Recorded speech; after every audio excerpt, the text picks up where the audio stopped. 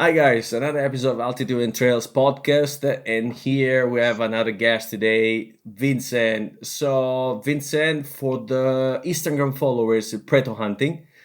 Actually, I think there's a lot of people that know about Preto hunting brothers, and we met the first time. I think it was at the Iwa 2 years ago, probably. Yeah, You and your yeah, brother, exactly. and I mean, for people that don't know their profile, they have made such a good work, impressive hunts, impressive pictures.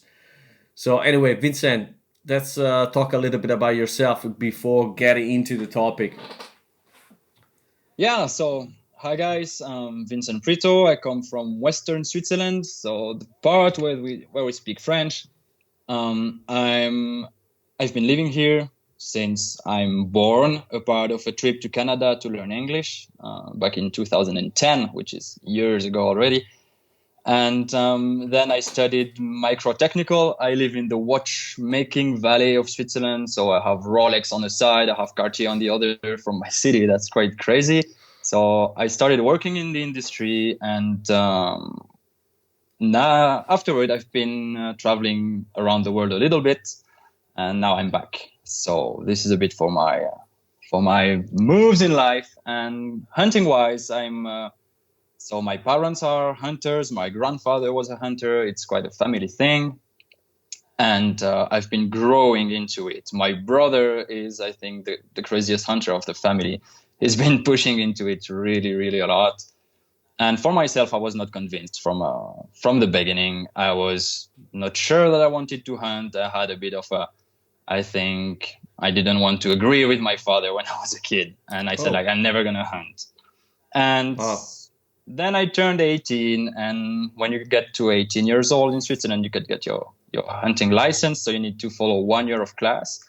1 year And class. yeah, it's 1 year, and it depends from the state. Other states, Oh, it will be 2 years. So with 8 exams at the end, and it's quite tough. well, It's quite tough. compared to what we do here in France or even Italy, it's a big difference.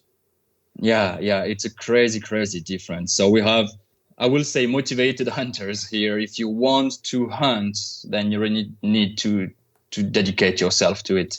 So It will be, sorry, but now I have a question straight away. So do you think that the education, because this is something that eventually is going to bring and it's going to bring to a different type of education. I mean, talking about the hunters that will start to hunt, because 1 year actually, I think that during this year you're going to have to learn about a lot of different topics.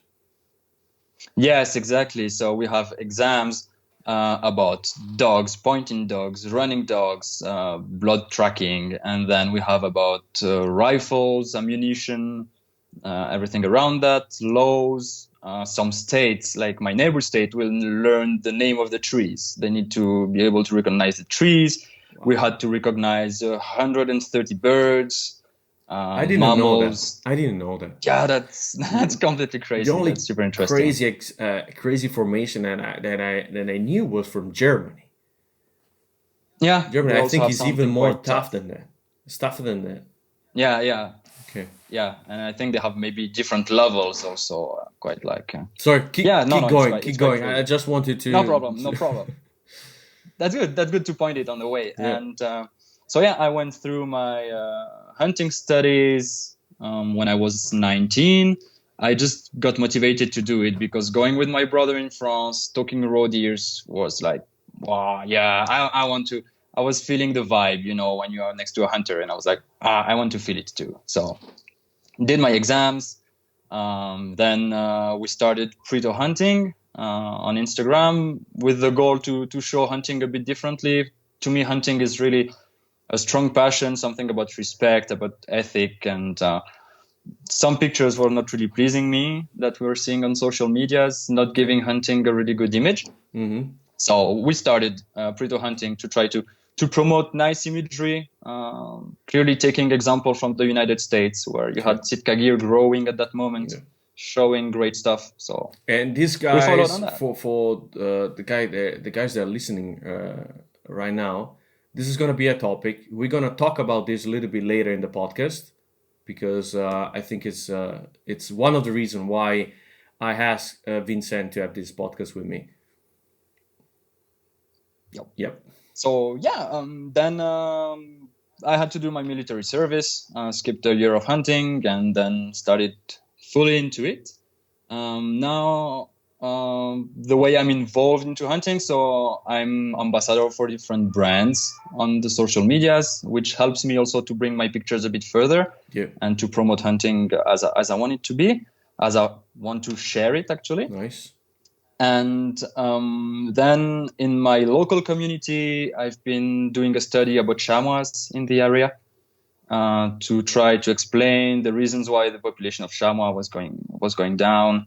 And I've been doing our studies. For hunting, we have to go clean the forest in some areas. We did some hare catching in the forest for studies, and it's quite interesting. It's quite you get involved. So it looks like you started to hunt, but straight away you have this kind of feeling that management was an important matter for the hunting. Yes, exactly.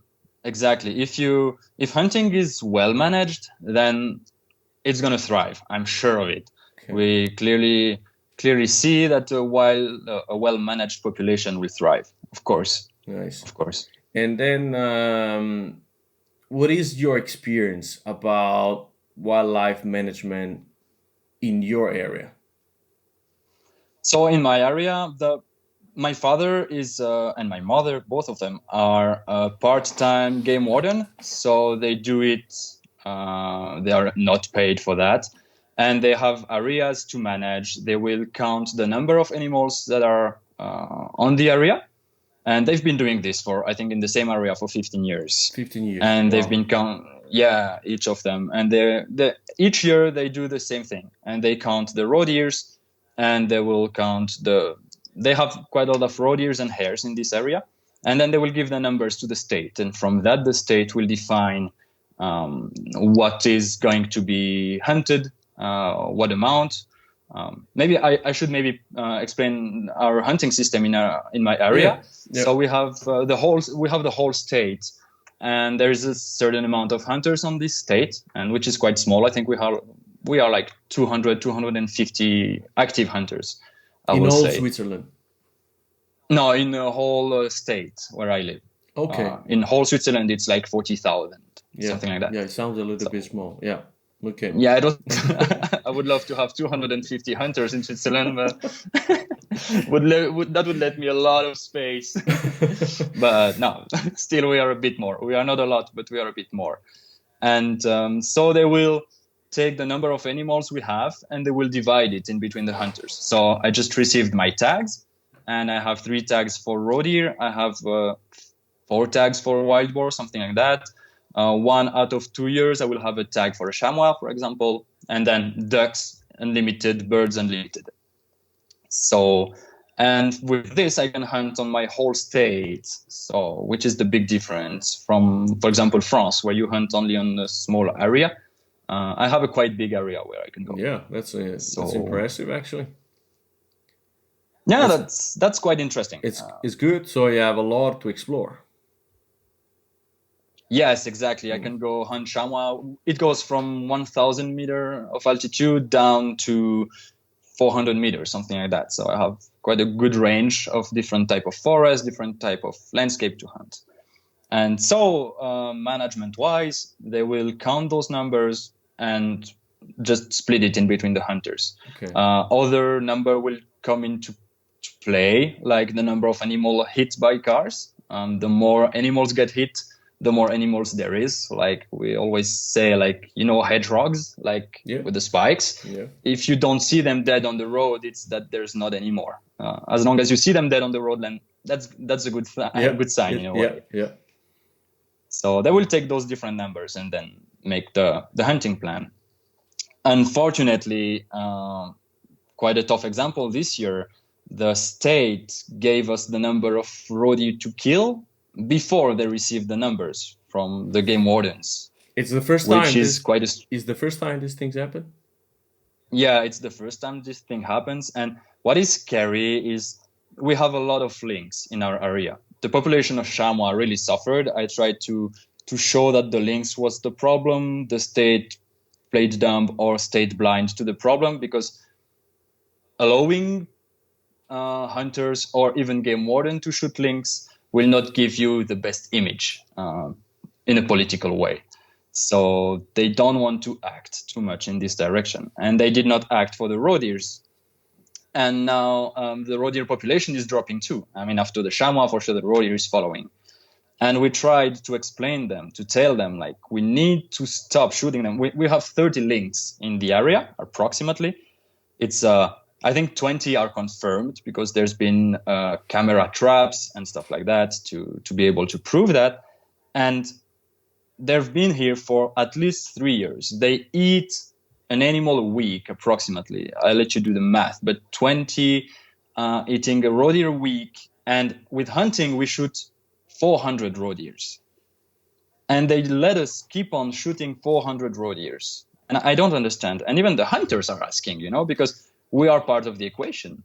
And they don't want. It's really strange. I mean, that hunters are asking the state to keep the numbers low of the harvesting numbers low. That's interesting.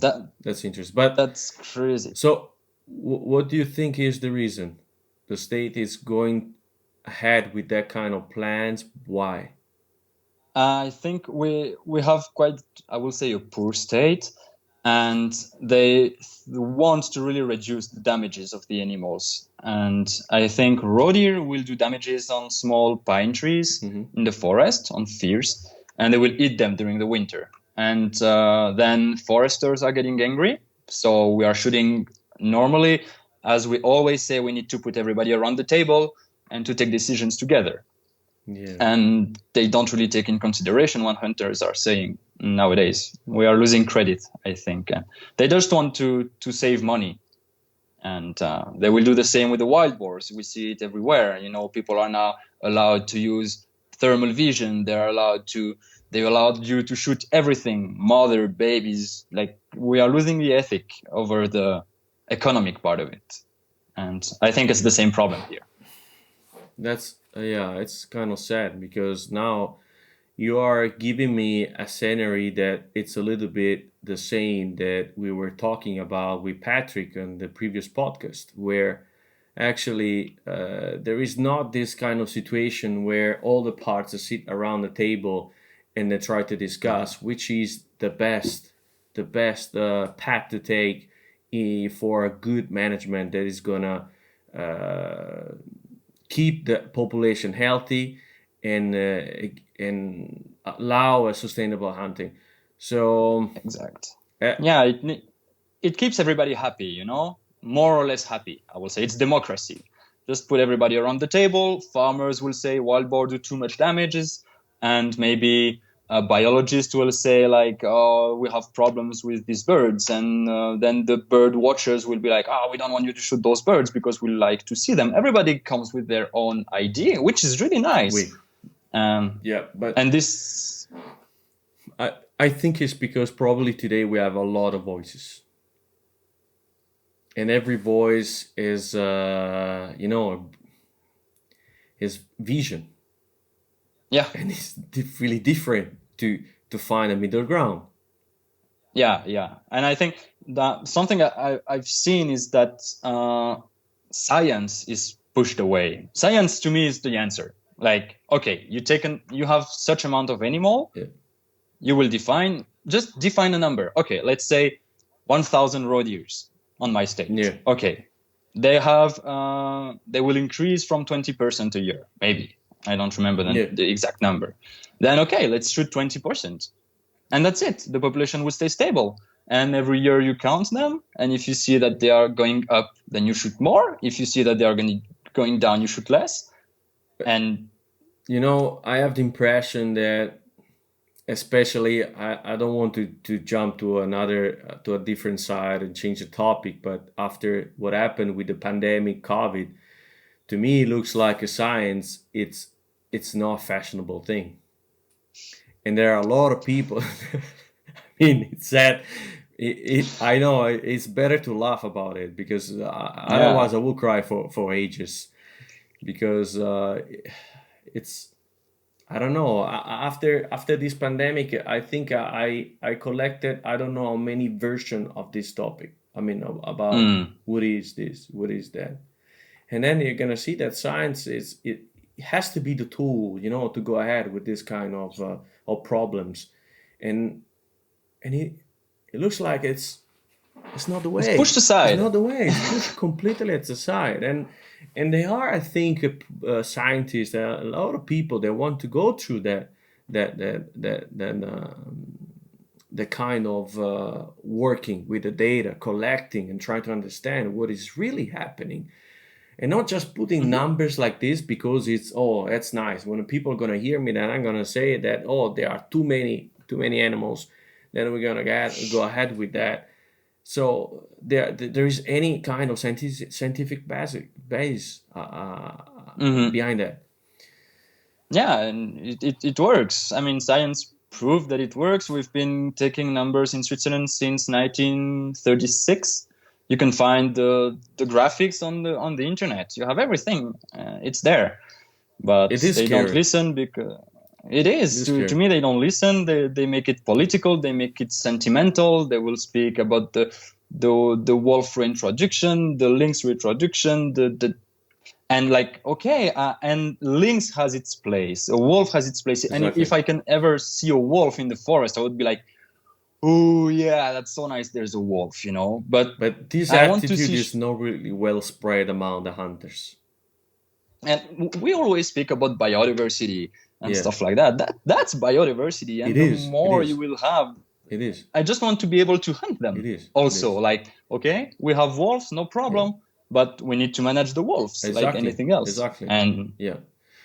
Actually, I think the every species it's a biological indicator. If you're gonna miss a chain, like if we think about the food chain, I mean the wild one, if you're gonna miss one piece of that chain, there looks like there is a problem. There is a problem. yeah. And then hunters have to work in that way, not just thinking about we are the only one have the right to go and harvest, because Mm, it's not like that.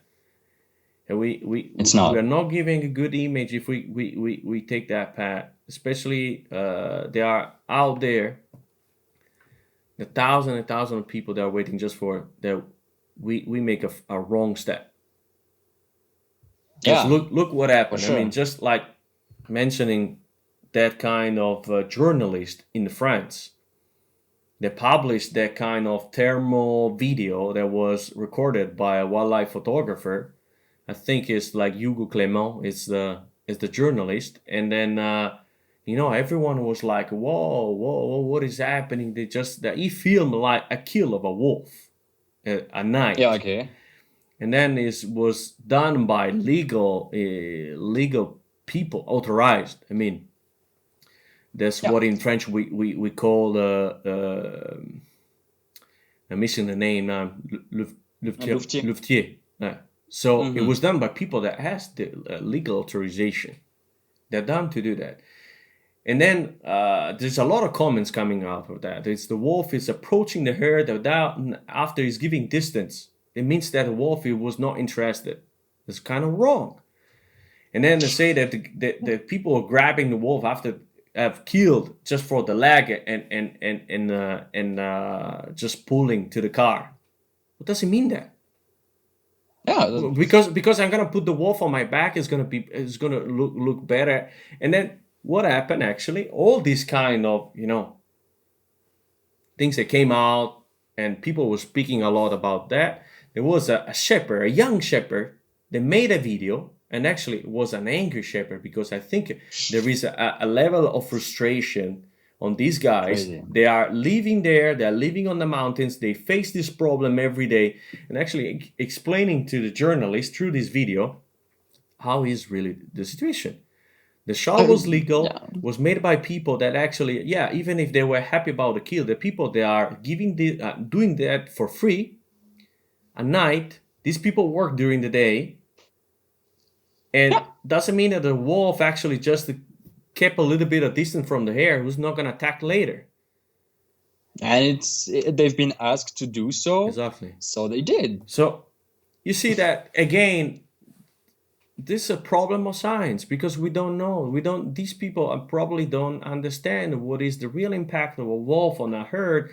There is no, they are not checking the data, and they are not living that kind of reality. The shepherds are living Yeah. that reality. You know, The even people of the land, are into it. They see, they understand, they realize the damages that wildlife can have, and they will understand why we hunt. yeah, But the people from Zurich will not understand why I yeah, hunt. But that's none of my problem. I don't understand why people watch football in an evening and don't go out to see a sunset. But who cares? Watch football. You like it? Do it. yeah, yeah, And yeah. let me do what I like. But that's the That's part it. we are missing because we are categorized under people that just have love to have the weapon in our hands and just pull the trigger. We're not categorized like people that actually want to understand the kind of wild chain, food chain, the different interaction there exist in the environment, and we Mhm. love actually spending hours there, not just because we have something to kill. No. No. Clearly, they don't realize the time involved, the money involved, the 150 hours of class I had to follow to have the right to shoot a fox. Yeah. Like, it's not just taking a rifle, going to the woods, and Yeah. there's a misinformation. Yeah. And the state is not helping because I think people are against hunting in a way, and the state takes strange decisions because of this. If people were not sentimental about the lynx, they would allow us to take some of them, Yeah. not all of Yeah. them, and just maybe replace them, like we did but we did it with maybe two of them, Yeah. putting them in Austria. Yeah. Sorry for the Austrian guys. and and if people were not sentimental, then the state would take the right decisions. But they are just rushing through, like, we need to do something, and like, okay, keep calm, think a bit. But Science. true. That's, I think it's just leaving a little bit of ground on anti-hunters. Let's talk about hunters actually. So, because you approached the hunting in a way that you were interested into management, and then you said before that you wanted, when you created your Instagram profile, wanted to show something different. So, which is your vision about social network? Because there's a lot of hunting actually on social networks. There's a lot of profiles, there are a lot of hunters that they share their adventures on Mhm. social. What do you think is the community, the social hunting community today is showing? To me, they are showing not much in a way about hunting. There's a lot of people showing their gear, showing their new ammunition, putting stickers on their rifle stock. They are gonna do crazy things to help brands promote their things. They are not helping hunting. Uh, we are ambassadors of hunting. We are the people who are going to promote it. We are the people that non-hunters are going to look at to have an idea about what hunting is. I was speaking about the 10% of pro hunters like me and you and other hunters. Then there is 10% of anti-hunters. Whatever you will tell them, they won't change their mind. And in the middle, you have 80% Yeah. who just wait for an information. And we are the people giving this information. And I don't think that a pile of bloody wild boar or a ton of geese with the head blown up by a shotgun is gonna help us at all. Just we need to be aware of that. Yeah. And to So that was interesting what you said before, that actually you are a brand ambassador for the different brands, and then you chose those brands so you could have, even you could targeting a lot more people. yeah. So, but do you think in terms of yeah, we stay with the gear, that people care more about, oh, I got the last piece of equipment that was released, and I'm gonna show to everyone how good it is, how beautiful it is. They care more about that the real hunting. Yeah, there's quite a bunch of people like that, I think, who just, they want to please the Instagram algorithm. They will just post every 2 days whatever they will post, just so Instagram is happy and will then push them forward. You don't see me a lot on top of your feed, Yeah, like yeah, I post once I post once in a while, and I just try to tell genuine stories. I tell something when I have something to say. If I don't have anything, then I'm not going to say anything. And to me, what is interesting is people before used to look at your gear, like as an ambassador. I will use Sitkagi clothing, so people look at my hunts and think like, oh, I want to hunt like him, and they're gonna first reflex look at what I wear, what I use to make a choice. yeah. And nowadays, people seems to make that choice just to show that they are using Sitkagi. It's not to hunt anymore. They just want to show that they have this kind of gear. So you had that kind of Uh, impression. yeah, I do, Wow. and I that's have to I have to be that's honest. Probably we share the same. that's really strange. That's maybe who's the odd guy in the middle. When you see a lot of people going the wrong direction on the highway, then maybe it's you going in the wrong direction. Yeah, Like, yeah. I mean, but it's like you know what you made me think about a lot of times before being an hunter as well. I did more photography than hunting actually in my life. So what happened is that most of the time people ask me what kind of camera you use, and they yeah, ask me about some kind of specs of the camera. You know that yeah, personally, I don't know. Probably the podcast platform will not like that, but I never gave a fuck about if my camera can shot like 20 frames per second, like the the shutter is gonna be after my reason was like, let's find a decent camera, a camera that will allow me to not think about the camera when I'm in the field, but will allow me mhm, to express myself. It's like a brush, a yeah, brush when you're drawing. If you have a good one, I mean, yes, a good one, it allow you to draw without thinking, oh, this brush is it's not working, it's losing all the the the hair, and hairs. so your work is going to be affected by that problem. It's the same things about the hunting. Yeah, I mean, we both share the same brand, and the reason was like why I chose to follow and to work with this brand is because the Sitka brand is because when I start to get to take pictures, wildlife photography, most of the time I was on a mountain, hmm, and then I was wearing that thing, those pants that I bought with my money when I still was I was a student in a university, and then I said, "Well, I don't have to adjust my pants. I don't have to think about is stretch is not stretch is tight. So I was more like focused in what I was doing, and that was exactly. amazing. That was amazing. It's the same thing on the camera. And people said, "Oh, you took good pictures because you have a big lens and a good camera." Yeah, I, take it, so take yeah, it and do I it. say, go ahead. I mean, they don't realize the amount of time that you have with so many bad shots, and you are, oh, that I was in a perfect situation, and that shot was Ah, completely bullshit. But and then I have to try again, try again, try again, try again. So, and today is the same thing. I see so many people, as you said, they are slaves of brands.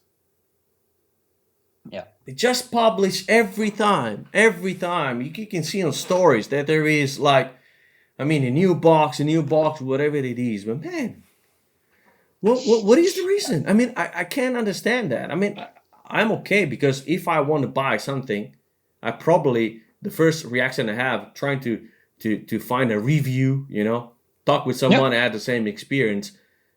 But as again, because it's a tool. It it's just a tool. Because the final goal, it has to be free when I'm out there. Yeah, That's it. and it's not gonna make you a better hunter.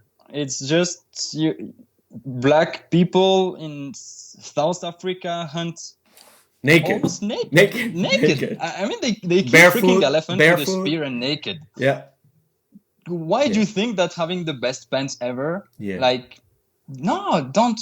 For sure, gear is important, and I'm not gonna say it otherwise. It is. It is. But it is important, and you need to be comfortable to be able, as you said, to focus on the hunt and to Yeah. hunt well and to hunt safe and to take the right animal and everything. But it's not as central as we see it on social media nowadays. I think like the story should be more central.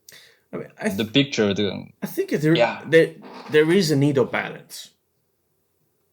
There is a need of balance where it's important to share gear and give good advices to people that want to, want to have a good experience, want to make good adventures. So, and even spending good money, to on gear that is valid, that is a strong gear.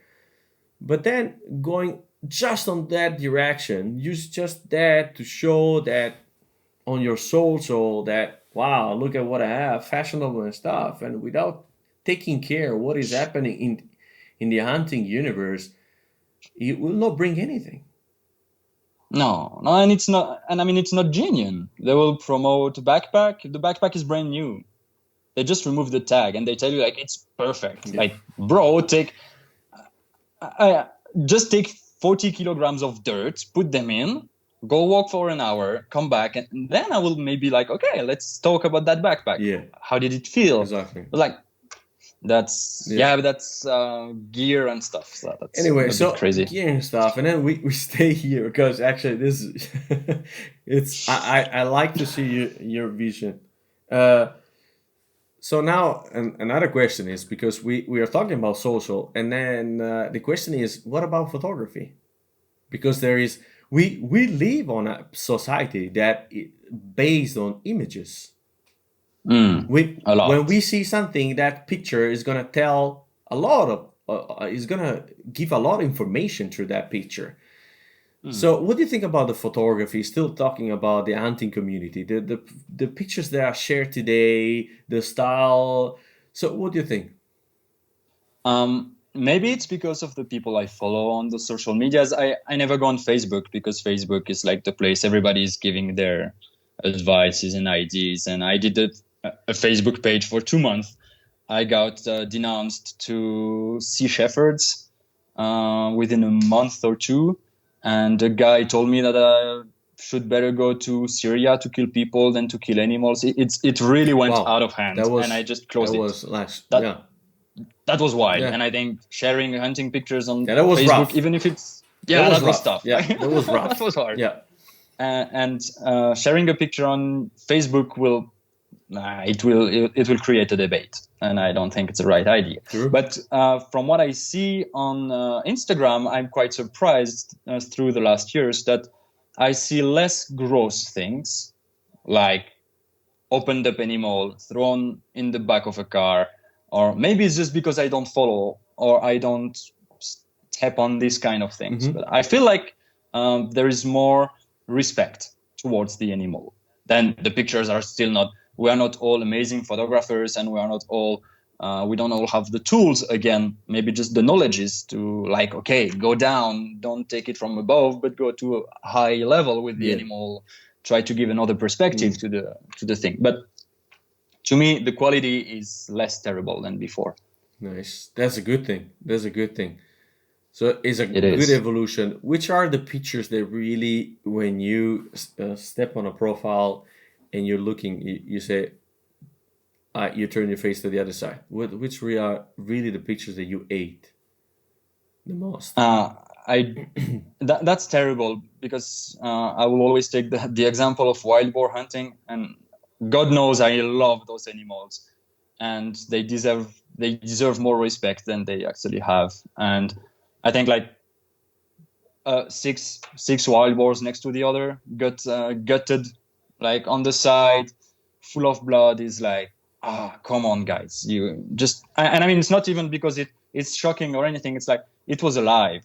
Take freaking care of that thing. Like, it was breathing not so long ago, and just take care of them. And this is something that really, like, disrespect over an animal. Like, don't take care of the body. And yeah, just really, I love your vision, because I think that this attitude should be spread among a lot of hunters. And we deal with these living beings, and they need to be respected till the end, because they provided good moments to give us. They gave us good moments, the chase, the harvest. But after that, there is a clean meat, there is a protein, so there's food. There's a lot that comes after that. So, what do you think about the trophy pictures? Huh.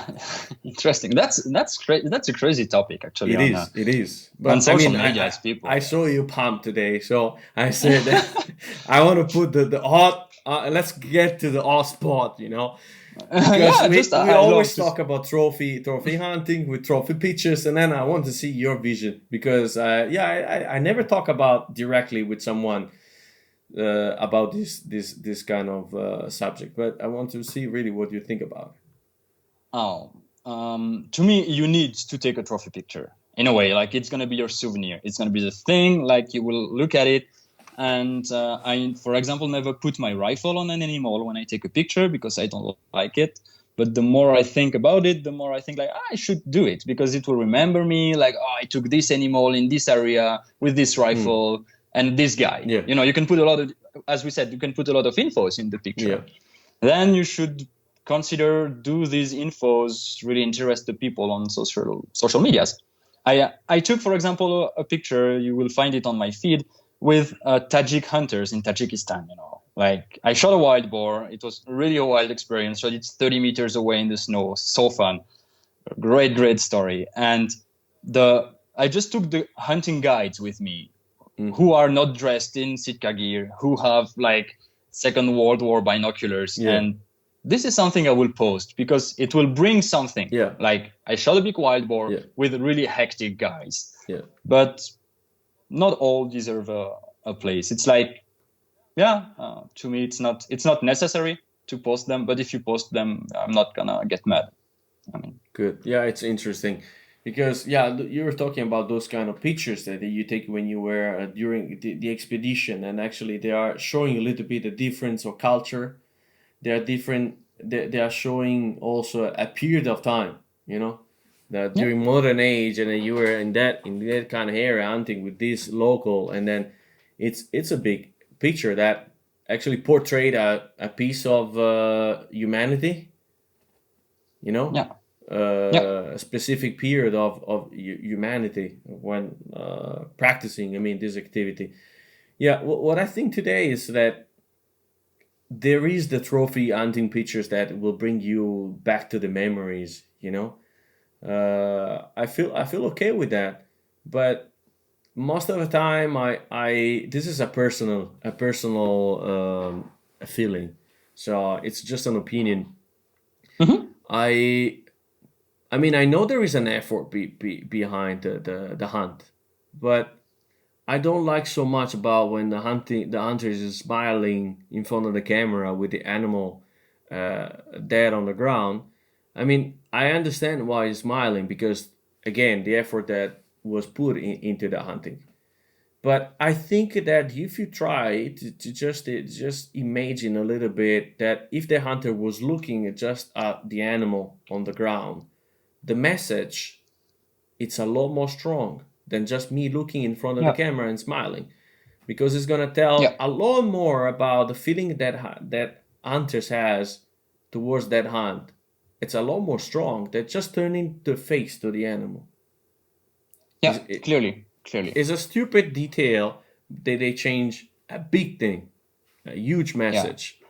So But to me, it must stay genuine because there is pictures where people are looking at the animal like rubbing its head, Yeah, you know, yeah, like, yeah. As to no, it doesn't don't have to be act it. forced.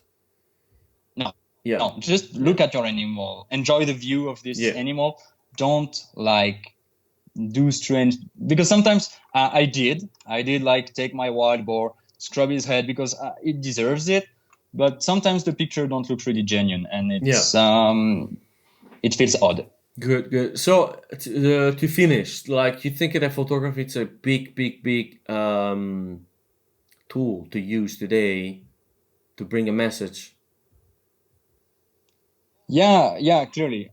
Picture will tell 1,000 words, and you can really convey something, show people what happened. Like maybe put a batch of pictures together and show something that happens, or maybe show the struggle, show the adventure in a way. And yeah, I think it's a nice way to convey emotions and at the end the result also. I mean, we Yeah, see a lot of those infographics videos, like you have a picture and you have few words and you get most of it and you go to the next one. We are a stressed community, you know. yeah, We don't have time in life, so you need to get information fast and well. And I really like it when done with pictures. It really helps. yeah. So you're saying that the caption sometimes is a little bit tough to get in through that because we are a scrolling society that we have to we Yeah, don't have time. Yeah, that's true. yeah, That's for true. sure. To me, the when I post on Instagram, I will mainly focus on the picture, and then I will find the words. But I will choose the picture first and Nice. think like, oh, okay, I could tell this or that Good. on that picture. Good. But I know people will see the picture, and if the picture interests them, then they will read the words Yeah. underneath Yeah. it. Yeah. Sometimes it's That's it. like there are two things together. Probably you have a message on the picture that can be developed by the caption, and the caption is gonna bring probably the viewer back to the picture to Yeah. understand a little bit more because probably some details Also, got missed, and that's interesting to make it work together. yeah, Yeah. yeah, and there is hunters who write a lot.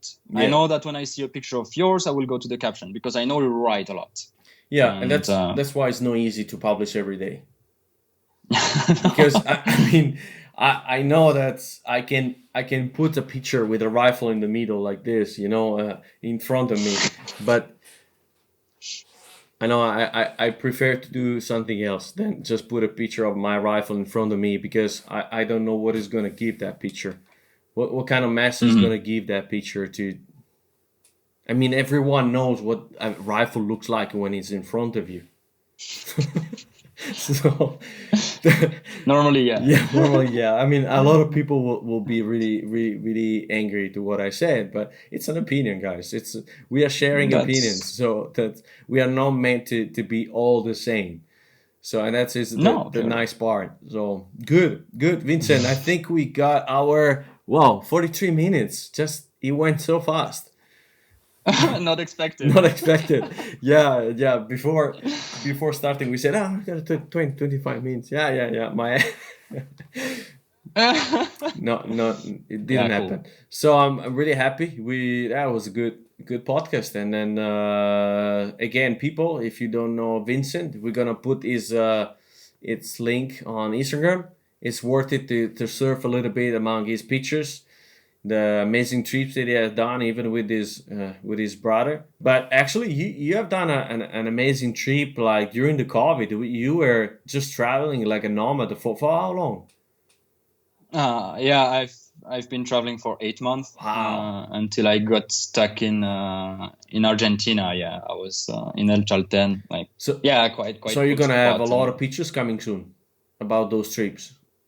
yeah, I might post some of them, and it was more a family, like with my girlfriend trip. But for sure, if I have anything that is related, close or far from Nice. hunting, I will obviously share them. Good. And Good. Good. Good. Okay. So thank you so much. Let's keep in touch. And thanks to you, no, it was not. It was a really, really, really amazing to share a little bit of ideas together. Thank you, Vincent. thanks to you, and have fun, stay safe, and yeah, season is about to start. So Yeah, pretty cool. Pretty cool. Nice. Yeah. Thank you. Bye bye. Bye bye. Bye bye, Vincent.